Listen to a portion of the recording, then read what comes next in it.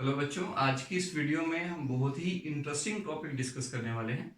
तो उससे पहले मैं आपसे कुछ सवाल पूछता हूं और उस सवाल के ऊपर ही हमारा आज का वीडियो बनेगा। तो चलिए देखते हैं। सबसे पहला सवाल मेरा आपसे ये है कि अगर मैं आपसे ये पूछूं कि a plus B whole square क्या होगा, इस बाइनोमियल का एक्सपेंशन कैसे करेंगे। बाइनोमियल में क्यों बोल रहा हूं, क्योंकि कोई भी एल्जेब्रिक एक्सप्रेशन अगर है तो जितनी टर्म्स उस एल्जेब्रिक एक्सप्रेशन में होती हैं उसी के अकॉर्डिंग उसका नाम पड़ता है। अब जैसे अगर किसी के पास किसी एक्सप्रेशन में सिर्फ दो एक ही टर्म है तो हम कहेंगे मोनोमियल। अगर इसी तरह से एक टर्म में और ऐड कर देता हूं तो ये बाइनोमियल हो जाता है। और अगर इसी तरह से मैं इस तरह से लिखूं 4x plus 1, it becomes a trinomial or we can say it's a polynomial। तीन से ज्यादा, दो से ज्यादा या दो अगर टर्म्स हैं किसी एल्जेब्रिक एक्सप्रेशन में तो उसे हम क्या कहते हैं, पॉलिनोमियल। तो इट इज एन बाइनोमियल जिसका डिग्री 2 है, जिसका पावर 2 है। तो इसको अगर हमें एक्सपैंड करना है तो हम किस तरह से करेंगे, तो हम सब जानते हैं इसका जवाब है a square plus 2ab plus B square. Okay, तो इसी तरह से अगर मैं क्या करूं, पावर को 3 रखूं तो आप कहेंगे सर ये भी हमें आता है, क्या होगा इसका, a cube plus 3a square B plus 3ab square plus B cube. तो अगर मैं इसके बाद आपसे पूछूं a प्लस बी का पावर 4 क्या होगा और a प्लस बी का पावर 5 क्या होगा, या फिर a प्लस बी का पावर 6 क्या होगा। कुछ बच्चों के दिमाग में ये आ रहा होगा सर हमने इसके रिलेटेड कुछ एक टेक्निक पढ़ी है जिससे हम सब कुछ कैलकुलेट कर सकते हैं, वो टेक्निक के बारे में सोचिए। लेकिन मैं उससे भी ज्यादा जनरलाइज्ड कॉन्सेप्ट आज आपको बताने वाला हूं। देखिए, अप टू 10th आपको नहीं बताया गया कि पावर 2 का तो ठीक है, 3 का भी ठीक है, और 4 का क्या होगा, 5 का क्या होगा और 6 का क्या होगा, और ये बने कैसे, इसको कैसे बनाया जाता है। एक हमारे पास जनरलाइज्ड फॉर्मूला है, उस फॉर्मूला में आप n का वैल्यू कुछ भी पुट कर दीजिए तो आपको रिजल्ट मिलेगा। वो फॉर्मूला ही आज हम स्टडी करने वाले हैं, उसका नाम है binomial theorem. That's name is binomial theorem. तो आज का हमारा टॉपिक बाइनोमियल थ्योरम। आप सोच रहे होंगे हम तो फिजिक्स पढ़ रहे हैं, ये फिजिक्स का वीडियो है और बाइनोमियल थ्योरम तो मैथमेटिक्स का कॉन्सेप्ट और फिजिक्स में क्या कर रहा है। तो मैं आपको बता देता हूं, physics is an idea and mathematics is its body. तो मैथमेटिक्स के बिना फिजिक्स एग्जिस्ट नहीं कर सकती। तो मैथ्स को समझना बहुत जरूरी है। इसीलिए कुछ बेसिक कॉन्सेप्ट्स हैं मैथमेटिक्स के जो हमारे लिए बहुत ही इंपॉर्टेंट है समझना। तो इसी में एक आता है बाइनोमियल थ्योरम। तो चलिए आज हम बड़े इजी तरीके से समझते हैं कि बाइनोमियल थ्योरम है क्या, कैसे बनाई जाती है और उसको कैसे यूज किया जाता है। तो चलिए बच्चों देखते हैं बाइनोमियल थ्योरम क्या है। मैं आपको एक इजी वे से इसको लिख कर दिखाता हूं। देखिएगा कैसे लिख रहे हैं हम इसको, a plus B power n, इसका जो एक्सपेंशन होगा उसी को बाइनोमियल थ्योरम कहते हैं। तो अब इसको एक्सपेंशन करने का मेथड समझते हैं। तो देखिएगा मैं यहां पर ब्लॉक बनाता हूं ताकि आपको समझ में आ पाए। तो मैं यहां पर पहली टर्म बनाऊंगा, ये देखिए ये इसकी पहली टर्म होगी। मैं 3 ब्लॉक्स बना देता हूं, इनमें हम फिल करेंगे। उसके बाद block number 1 plus block number 2 फिर प्लस, और एक टर्म में 3 ब्लॉक हम बनाएंगे। ये देखिए प्लस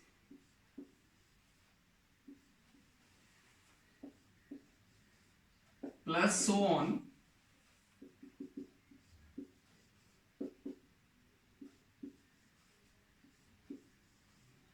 और यहां ये खत्म हो गया। अभी ये है हमारी थ्योरम।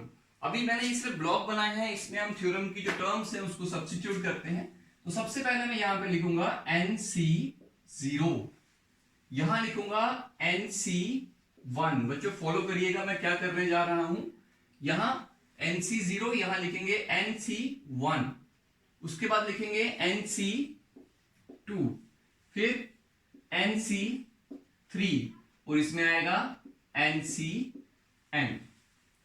दूसरी टर्म में क्या होगा, a power n, a power n minus 1, a power n minus 2, a power n minus 3 and a power n minus n।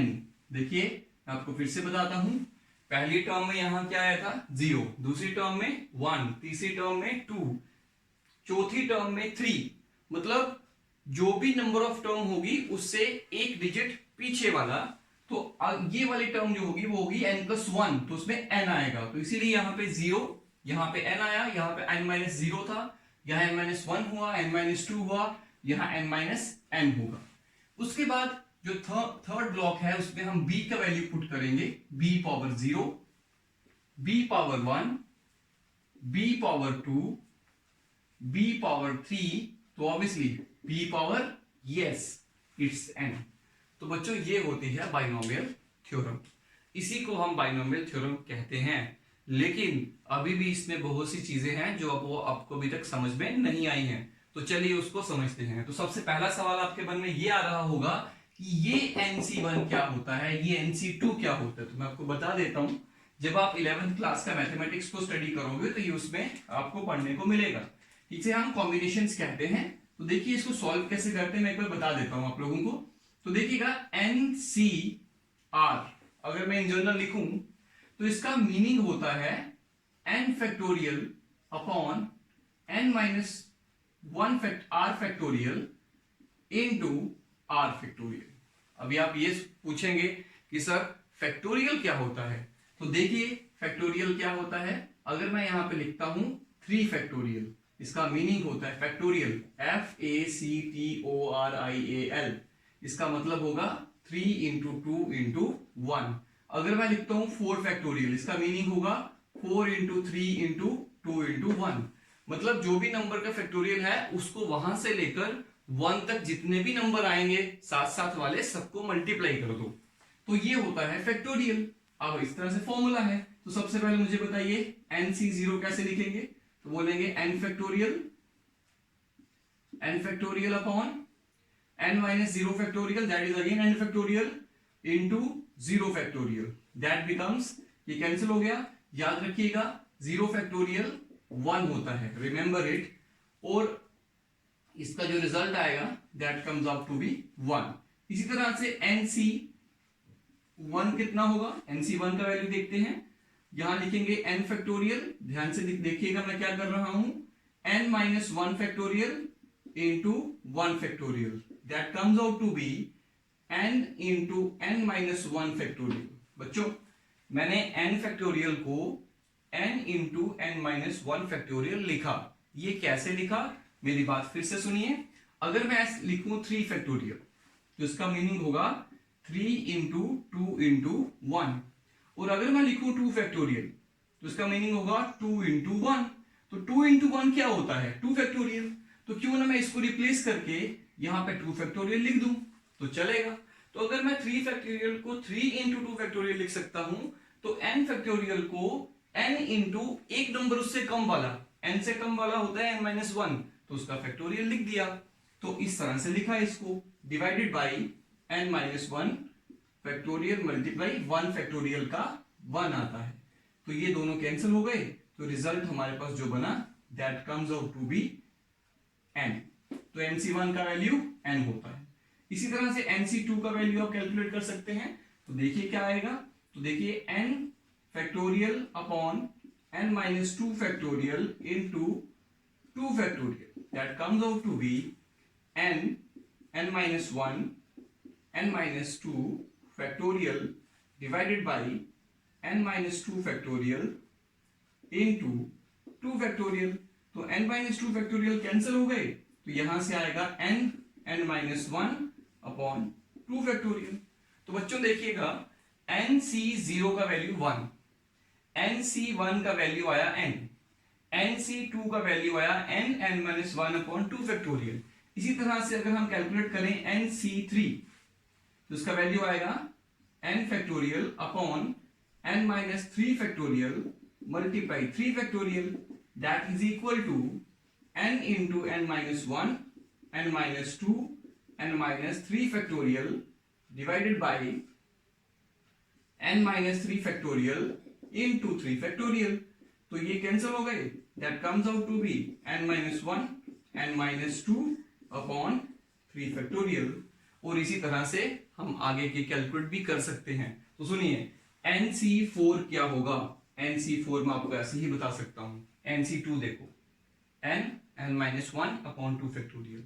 NC3 देखो, n minus 1, n minus 2 upon 3 factorial. तो NC4 होगा n minus 1, n minus 2, फिर n minus 3 upon 4 factorial and so on.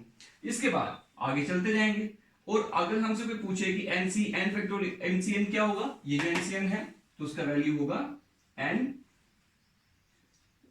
करके देख लेते हैं इसको, n factorial upon n minus n factorial into n factorial. तो बच्चों देखिए, n फैक्टोरियल कैंसिल हो गए, n माइनस n, मैंने बोला था n माइनस r लिखते हैं, r की जगह भी n लिखा है, तो n माइनस n, 0 आएगा, 0 फैक्टोरियल 1, तो उसका वैल्यू कितना हो जाएगा, 1 हो जाएगा.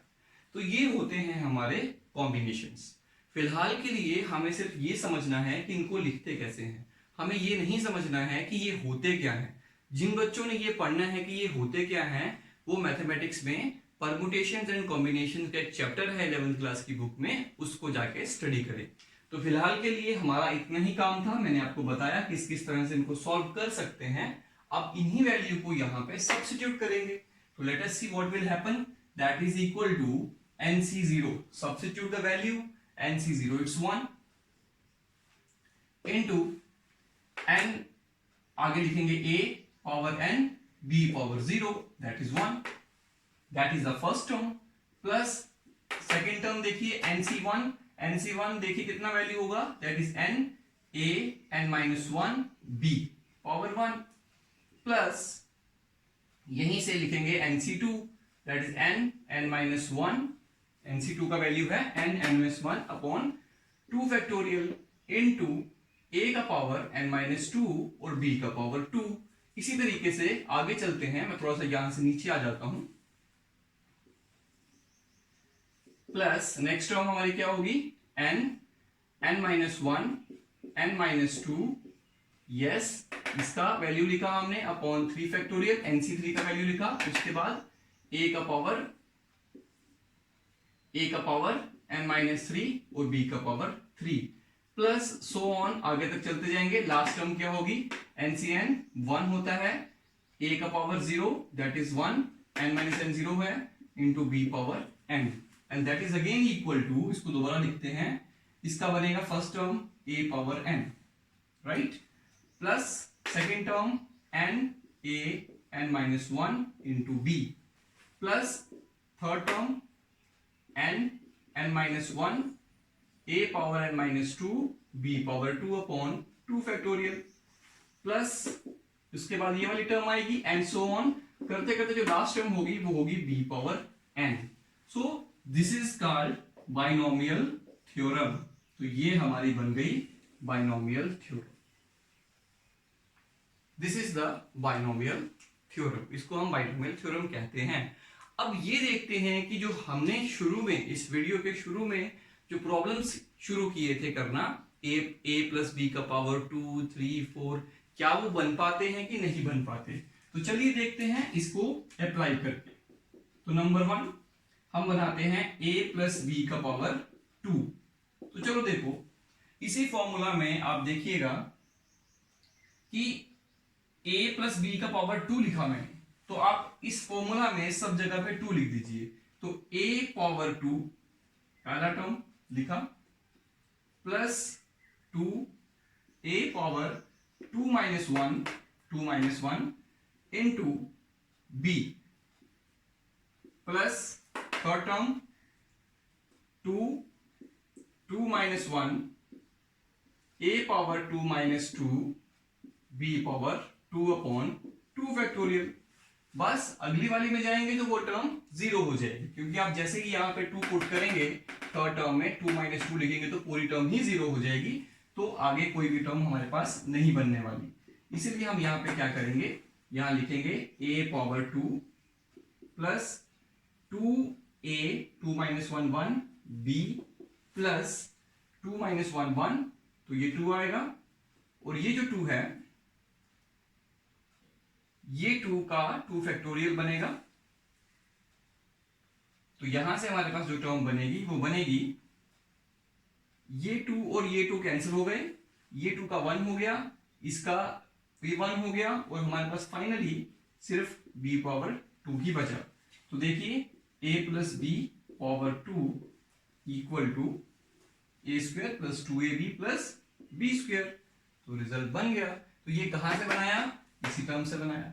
इसी तरीके से अगर आपको अभी भी सेटिस्फेक्शन नहीं हुई है तो हम a प्लस बी का पावर 3 भी चेक कर सकते हैं। तो आप इसी टर्म को यूज करेंगे, तो n की जगह क्या लिखिए 3, तो a power 3 plus 3 a power 3 minus 1 into b plus third term 3 into 3 minus 1 a power 3 minus 2 b का power 2 upon 2 factorial plus fourth term, क्योंकि उसमें 4 टर्म होती है, ये वाली पुट करिए फोर्थ टर्म, इसके बाद नेक्स्ट टर्म ये आएगी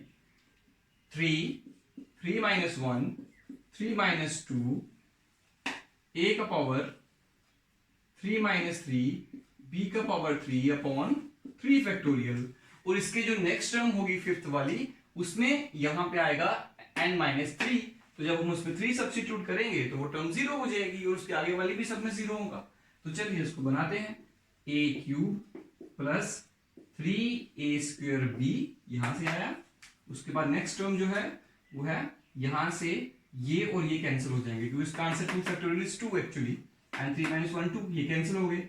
3 यहां पे आएगा a, यहां आएगा b स्क्वायर, 3 माइनस 2 1 हुआ, प्लस यहां देखिए 3 फैक्टोरियल को लिख सकते हैं 3 इंटू 2 फैक्टोरियल, 3 इंटू 2 और 3 इंटू 2 इंटू 1। तो you can see 3 3 cancel, 2 2 cancel, ये है 3 माइनस 2 1, तो 1 से 1 कैंसिल, ना भी करें तो चलेगा। a का पावर 3 माइनस 3 1 हो गया, तो ये आएगा b क्यूब। तो this is the required formula, जो कि आप ऑलरेडी इसको जानते हैं। तो बच्चों इस तरह से हम बाइनोमियल थ्योरम को अप्लाई करके ये जो एक्सपेंशंस आपने बचपन में पढ़ी थी उनको बनाया। तो बेसिकली आपको डायरेक्टली ही पहले एक्सपेंशंस बताई गई थी, ये फॉर्मूला आपको नहीं बताया गया था। आज 11th में आप ये फॉर्मूला देखिए और फिर उससे इनको बनाइए। तो अभी अगर आप यहाँ पे 2 की जगह 3 पुट करते तो आपको क्या मिलता, तो आपको क्यूब का वैल्यू मिलता। अगर आप n की जगह 4 लिखते तो a प्लस बी पावर 4 मिलता। अगर आप n की जगह पे 5 लिखते तो 5 वाला एक्सपेंशन मिलता। तो आप किसी भी नंबर के लिए एक्सपेंशन कैलकुलेट कर सकते हैं। तो this is called binomial theorem. तो चलिए बच्चों, इसी में हम लोग थोड़ा सा और स्पेशल केस का क्रिएशन करते हैं और देखते हैं कि किस तरह से हम बाइनोमियल थ्योरम से उसी का एक स्पेशल केस बना सकते हैं। तो अगर हम यहाँ पे ये लिखें कि अगर हमारे पास a का वैल्यू 1 हो, a का वैल्यू अगर 1 बने और b का वैल्यू x हो, if a equal to 1 and b equal to x, then this binomial theorem can be written as like this. Obviously एक ही जगह 1 लिखे, इसको x लिखे। इसका यूज काफी जगह होता है, इसलिए हमें ऐसी फॉर्म इसकी बनानी पड़ती है। अब आप यहाँ पे देखिएगा a की जगह 1 है तो यहाँ पे फर्स्ट टर्म क्या आएगी, 1 आएगी। उसके बाद सेकेंड टर्म में देखिए यहाँ पे है n, प्लस लिखा n, तो मैं n लिखूंगा। a का पावर, a तो 1 है तो उसको 1 रखिए, और b, तो b जो है वो x है तो यहां आएगा x। नंबर थर्ड टर्म में देखिए क्या होगा, n, n is your right n minus 1 upon 2 factorial into x का पावर 2 बना, क्योंकि b की जगह मैंने x लिखा। उसके बाद थर्ड टर्म देखिए n minus 1 n minus 2 x cube upon 3 factorial, and fourth term will be n minus 1 n minus 2 n minus 3 x का power 4 upon 4 factorial plus so.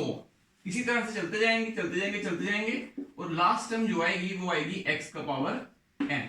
This is the last term. बच्चों सबसे interesting बात इसमें क्या है कि कोई भी बाइनोमियल थ्योरम का एक्सपेंशन है और उस एक्सपेंशन में नंबर ऑफ टर्म्स कितने होते हैं, तो आप गिन लीजिए।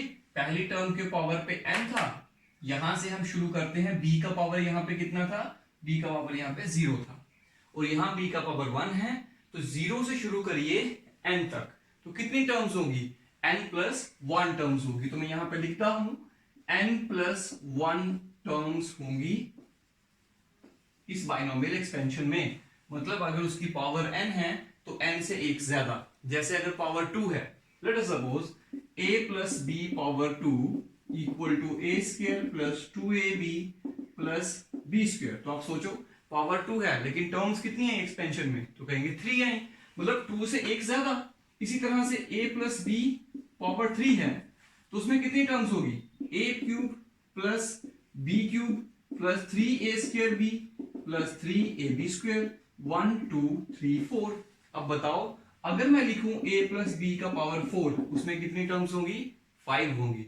अगर मैं लिखूं a प्लस b का पावर 5 तो उसमें कितनी टर्म्स होंगी, 6 होंगी। मतलब पावर से एक नंबर ज्यादा टर्म्स होंगी। लेकिन ये तभी ट्रू होगा अगर if n is a positive integer.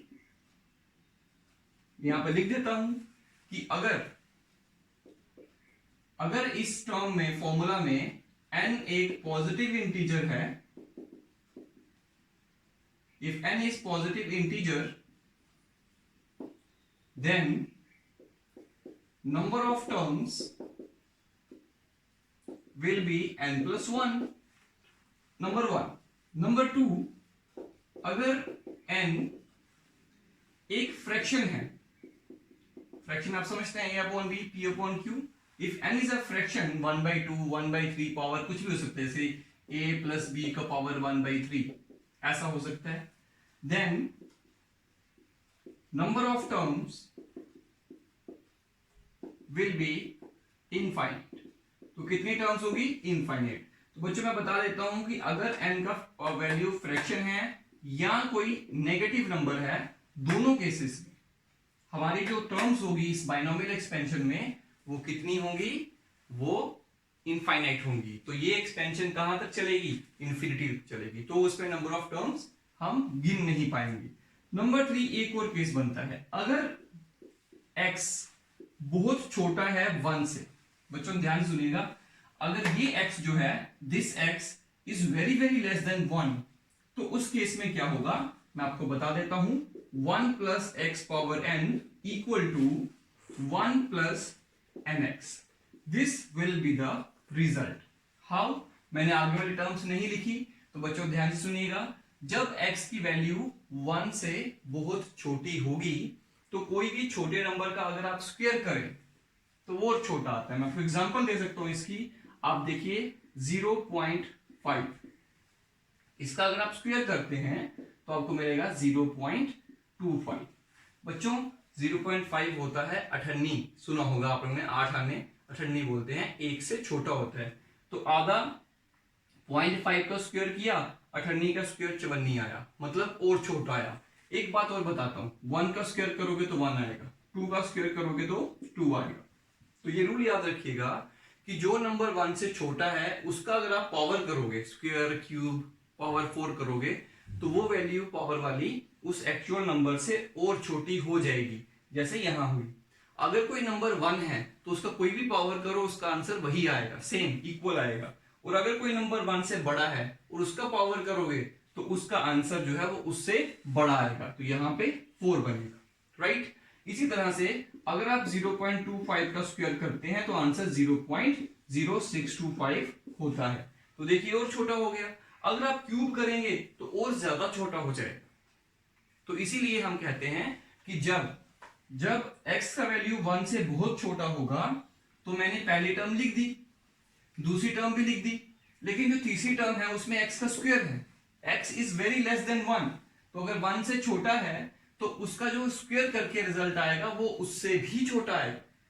और अगर उसकी पावर 3 करेंगे तो आंसर और भी छोटा, और अगर उसकी पावर 4 करेंगे तो उसका आंसर उससे भी छोटा। तो इसलिए ये जो टर्म्स हैं, ये वाली या इसके नेक्स्ट वाली, उसके भी नेक्स्ट वाली, इंफिनिटी तक जितनी भी हायर पावर वाली टर्म्स हैं जिसमें x का पावर हाई है, 2 से लेकर आगे तक, ये सारी टर्म्स जो हैं ये हम इग्नोर कर सकते हैं, क्योंकि इनका वैल्यू बहुत छोटा है। बहुत छोटी वैल्यू जब होती है तो हम उसको इग्नोर कर देते हैं। इसके एग्जाम्पल है बहुत सारे। मान लीजिए आप अपना वेट मेजर कर रहे थे वेइंग मशीन पे खड़े होके, और एक मक्खी आपके ऊपर आके बैठ गई, तो मुझे बताइए, तो आप जो अपना वेट लिखेंगे उसमें से मक्खी का वेट माइनस करेंगे कि नहीं करेंगे? तो आई थिंक नहीं करेंगे। तो अगर आपका वेट 60 kg है, उस मक्खी का वेट 0.000001 kg हो सकता है। तो इतना कम वेट है कि आप अपने वेट में उसके वेट को ऐड करो या ना करो, आपके वेट में कोई खास फर्क नहीं आता। तो आप ये कहते हैं कि मक्खी का वेट तो साथ में हमारे हुआ, उसको भी हमने मेजर किया, लेकिन जब हम अपना वेट लिखेंगे तो मक्खी के वेट को उसमें से माइनस नहीं करेंगे, हम इग्नोर कर देंगे। उसी तरीके से मैथमेटिक्स में जब कोई हमारे पास एक हमने एक्सपेंशन लिखा है, तो इसमें हमने 1 लिखा, ये नंबर लिखा, तो अगर कोई नंबर इसमें ऐड हो रहा है और उसकी वैल्यू बहुत ज्यादा छोटी है as compare to these numbers, बहुत ज्यादा छोटी वैल्यू है, तो हम उसको इग्नोर भी कर सकते हैं, उसको हम छोड़ सकते हैं। इसलिए हम हायर पावर्स वाली जो x की टर्म्स हैं उन सबको इग्नोर कर सकते हैं उस केस में जिस केस में x का वैल्यू 1 से बहुत छोटा होगा। तो फाइनली हमारे पास सिर्फ 2 ही टर्म्स बचती हैं, तो हम उसको ऐसे लिख सकते हैं। तो इस चीज का यूज हम बहुत जगह करेंगे आने वाली हमारी क्लासेस में, फिजिक्स में 11th में भी और 12th में भी हम इस बाइनोमियल थ्योरम का बहुत बार यूज करने वाले हैं। इसीलिए ये पढ़ाना हमारे लिए बहुत जरूरी होता है। तो चलिए अब इसको हम लोग अप्लाई करना सीखते हैं कि इसको हम कहाँ अप्लाई कर सकते हैं और कैसे इसको यूज। चलिए स्टूडेंट्स, इसके आगे हम और बढ़ते हैं और एक एग्जांपल करके देखते हैं कि एग्जांपल में कैसे कैसे इसको हम अप्लाई करते हैं। तो देखिए हमारे पास एक प्रॉब्लम है यहाँ पर कि हमें इसका एवेल्यूएशन करना है 1001 का पावर 1/3, मतलब इसका क्यूब रूट कैलकुलेट करना है। तो विदाउट यूजिंग कैलकुलेटर आप इस मेथड से इसका क्यूब रूट कैलकुलेट कर सकते हैं। तो अभी देखते हैं कैसे करेंगे, इसको ध्यान से देखिएगा। तो सबसे पहले मैं क्या करूंगा, मैं इसको ब्रेक करके लिखूंगा। कैसे? 1000 प्लस 1 दैट इज 1001 पावर 1/3। इसके बाद मैं यहां से 1000 को कॉमन ले लेता हूं, तो मुझे यहां से 1000 को कॉमन लेना है और इसके अंदर बचेगा 1 प्लस 1 अपॉन 1000 और होल पावर 1/3। अब आपने ये सुना होगा कि a इंटू बी का whole power n equal to a power n into b power n होता है। तो ये a है, ये b है, तो ये पावर दोनों को अप्लाई करनी पड़ेगी। तो 1000 का power 1/3 into 1 plus 0.001, 1 upon 1000 is 0.001 power 1/3। और आप जानते हैं कि 1000 का क्यूब रूट 10 होता है, तो हम इसको ऐसे लिख सकते हैं 10 1 प्लस 0.001 पावर 1/3।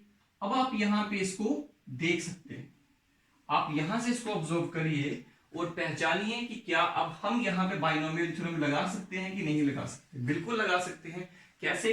देखिए बाइनोमियल थ्योरम का क्या फॉर्म होता है, 1 प्लस एक्स पावर n, और जहां पर x का वैल्यू 1 से छोटा हो, तो देख लीजिए 1 प्लस, ये देखिए 1 से छोटा नंबर है और पावर में 1/3 है।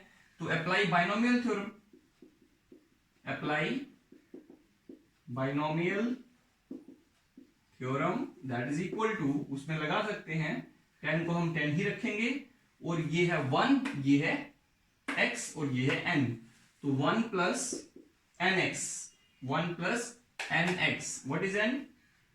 1/3, what is x? 0.001 plus second third term लिखिए n that is 1/3, n minus 1, 1/3 minus 1, उसके बाद x square that is 0.001 whole square divided by 3 factorial. 3 factorial gives us actually 6. It's 6 actually, 3 factorial को 6 कहते हैं, तो यहाँ पे हम 6 लिख सकते हैं प्लस सो ऑन, यहां तक ही रखेंगे क्योंकि उन्होंने बोला है 6 डेसिमल प्लेस तक ही हमें सोल्यूशन बनाना है, बिकॉज इसका जो डेसिमल के बाद जिसका रिजल्ट बनेगा वो नॉन टर्मिनेटिंग होगा, बहुत आगे तक जाएगा। तो चलिए आगे बनाते हैं इसको। 10 इंटू 1 प्लस इसका जो वैल्यू बनेगा जब हम इसको डिवाइड करेंगे 3 से, तो वी विल गेट 0.0003333। आप इसको कैलकुलेटर से डिवाइड करके देख सकते हैं, प्लस जब इस सबको पूरे को सॉल्व करेंगे तो इसका रिजल्ट बनेगा 1/9, दैट इज, अब इसको आप स्क्वायर करिए, 0.001 का स्क्वायर करेंगे तो आएगा 0.000001, ये आएगा, और यहीं तक हम इसको रखेंगे। तो चलिए इसके आगे 10 इंटू 1 प्लस 0.0003333 प्लस इसको आप डिवाइड करेंगे तो हमारे पास रिजल्ट बनेगा 0.0000001, ये आएगा। आप इसको डिवाइड करके देख सकते हैं कैलकुलेटर से। 10 इंटू, आप इन सबको जब ऐड करेंगे, सॉरी एक यहाँ पे मिस्टेक हुई है, यहाँ पे प्लस नहीं माइनस आएगा, आप यहाँ से जब करेंगे इसको 3 जब यहाँ पे लिखेंगे तो ये नेगेटिव नंबर बनेगा, तो यहाँ पे नेगेटिव आना चाहिए। इसको जब आप सब करेंगे तो इसका जो रिजल्ट बनेगा 10.0033332। तो हमने 6 डेसिमल प्लेस तक ही रिजल्ट रखा, तो that is 1001 power 1/3, that is cube root. तो दिस इज द रिजल्ट। तो देखिए किस तरह से हम इसको बना सकते हैं। आप ये चेक कर सकते हो इसका रिजल्ट एक्चुअली ये है भी है कि नहीं है। यूज योर कैलकुलेटर, अपने फोन का कैलकुलेटर खोलिए या अपने कैलकुलेटर में इसको ओपन करके इसका क्यूब रूट चेक करिए, देखिए कि आंसर सही आता है कि नहीं आता है। तो इस तरह से हम एक बाइनोमियल थ्योरम को अप्लाई करके किसी भी नंबर का क्यूब रूट कैलकुलेट कर सकते हैं। कुछ प्रॉब्लम्स मैं आपको होमवर्क के लिए दे देता हूं ताकि आप घर बैठ के इसको प्रैक्टिस कर पाएं और ये देख पाएं कि आपको समझ में आया भी है कि नहीं आया। तो ये 3 प्रॉब्लम्स हैं जो आपको नोट डाउन करनी है और ट्राई करनी है। सबसे पहले एक्सपैंड यूजिंग बाइनोमियल, आपको बाइनोमियल थ्योरम यूज करके इस बाइनोमियल को एक्सपैंड करना है और उस टर्म तक करना है जिस टर्म में x पावर क्यूब आएगा। दूसरा, आपको जैसे मैंने आज 1001 के क्यूब रूट को इवेल्युएट किया है, वैसे आपने 999 का पावर 1/3 को इवेल्युएट करना है, but up to 4 places of decimal. Number 3, आपको रूट 26 को भी इवेल्युएट करना है। इन दोनों के जो आंसर है वो आप कैलकुलेटर से कैलकुलेट कर लीजिए और देखिए कि जो आपने सॉल्व किया बाइनोमियल थ्योरम लगा के वो और जो कैलकुलेटर से बनता है सेम आते हैं कि नहीं आते हैं। तो आज के लिए इतना ही।